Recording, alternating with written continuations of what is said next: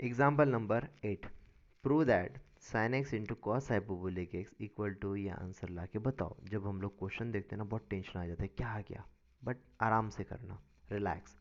Sign x into cos hyperbolic x है तो sign x का एक्सपांशन लिख दो आप लोग, इनटू करके कॉस हाइपोबोलिक का एक्सपांशन लर्न कर दो। अभी वो लोगों को बहुत टेंशन आएगा कि जिनके एक्सपांशन ही पता नहीं है। एक्सपांशन याद होना ही चाहिए, होना ही चाहिए, होना ही चाहिए, ये मैं हमेशा बोलता हूँ। अगर आपको नई एग्जाम्पल आ रहा है तो टाइम निकालो, आधा घंटा लगेगा, लेकिन एक्सपांशन कर लो, तो हर एग्जाम्पल आपका रहेगा, ऐसा दिमाग में जाएगा हर चीज़। ठीक है।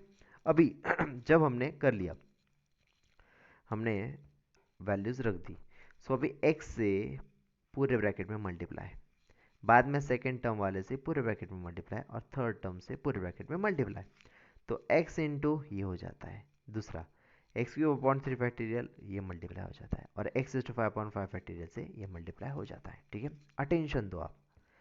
अभी जब x से नॉर्मली ये मल्टीप्लाई इनको भी करेगा, तो x into x x, x square into x, x cube आ गया, right. X to 4 into x, x to 5 आ गया। ठीक है, अभी इनको मल्टीप्लाई करते हैं हम लोग, देखो आप लोग, एक्स क्यूब से मल्टीप्लाई पूरे ब्रैकेट में, x cube upon 3 factorial, right.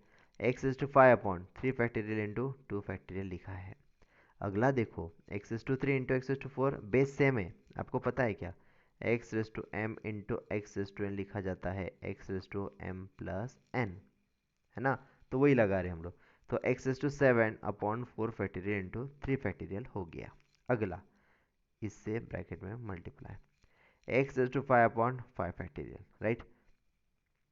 उसके बाद base same, addition of power, x is to 7 upon 5 factorial into 2 factorial, और अगला x is to 9 upon 5 factorial into 4 factorial. Okay, now देखो क्या होगा,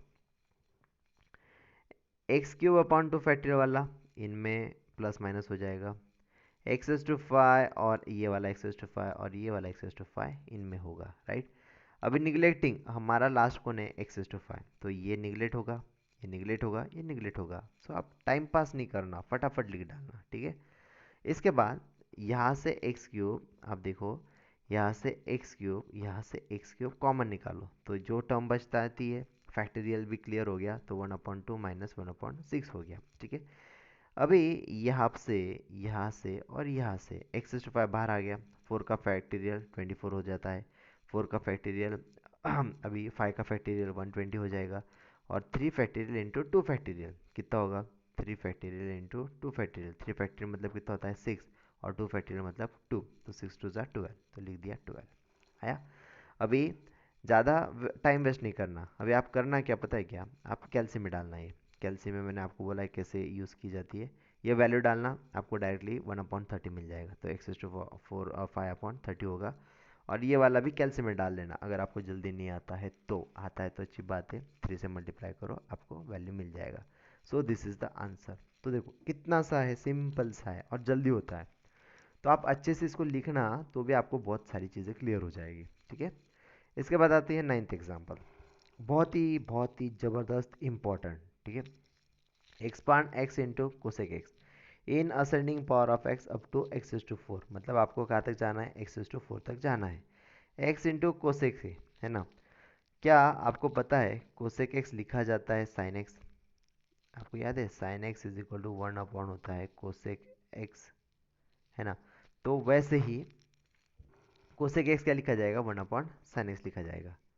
okay, now we know x return, sine x का expansion है, हमने पूरा डाल दिया, है ना। अभी आप ऑब्जर्वेशन करो भाई, डिनोमिनेटर में ऑब्जर्वेशन करो, क्या इनमें से मैं एक्स कॉमन निकाल सकता हूँ, हाँ निकाल सकता हूँ, तो मैंने एक्स निकाला। जैसे मैंने एक्स निकाला तो बचता क्या है मेरा पता है, 1 - x² अपॉन 3 फैक्टीरियल, एक एक कम हो गया, मतलब x⁴/4 फैक्टीरियल, x⁴/7 फैक्टीरियल हो गया, राइट। ऊपर का x और नीचे का x कैंसिल हो जाएगा, तो बाकी टर्म आपको दिखती है, 3 फैक्टोरियल भी हमने डाल दिया 6, 5 फैक्टोरियल 120 और 7 फैक्टोरियल 5040 कर दिया, है ना। अभी आप देखो देखो देखो देखो, यहाँ से मैं माइनस साइन निकाल लेता हूँ बाहर, और बाकी टर्म को ब्रैकेट में डाल देता हूँ। ठीक है, डाल दिया। आगे जाएंगे तो 1/1 - 5 करते हैं, और बता देते कि y का वैल्यू है भाई x² by 6 minus x⁴/120 plus dot dot dot, right. अभी जो 1/1 - y है, ये उसको क्या लिखोगे, 1 + y + y² + y³ कर दिया, ठीक है। तो y का वैल्यू अभी रखना है हमें, y का वैल्यू रख देना है। y का वैल्यू ऊपर से रखेंगे हर एक इसमें, है ना। सो 1 + y का वैल्यू रखा। अगला y² है, तो y का वैल्यू रखा उसका स्क्वायर, y का वैल्यू रखा उसका क्यूब। आगे जाने की ज़रूरत नहीं, यहीं पर बहुत सारी चीज़ें रुक जाएगी, ठीक है। सो अभी हमने ब्रैकेट को खोला, 1 + x² / 6 - x⁴/120 प्लस, है ना। अभी ये बार बार अंडरस्टैंडिंग अभी आपको हो रही है, ये क्या हो गया, a - b ब्रैकेट स्क्वायर, है ना। सो वो लगा देंगे। अगला इसको क्या करोगे, a - b ब्रैकेट क्यूब, ठीक है। सो x⁴/36 आ गया, राइट। x² × x² किया, ठीक है। 2 वाली टर्म को गायब कर दी हमने, क्योंकि वो एक्सपांड ही होने वाली थी और ज़रूरत ही नहीं है हमें, क्योंकि x⁴ तक ही करना था। अगला ये इतना सही लिखा हमने, x² का क्यूब मतलब x⁴ हो जाएगा अपॉन 3 फैक्टोरियल, ठीक है। तो हमने ज़्यादा अंदर नहीं लिया।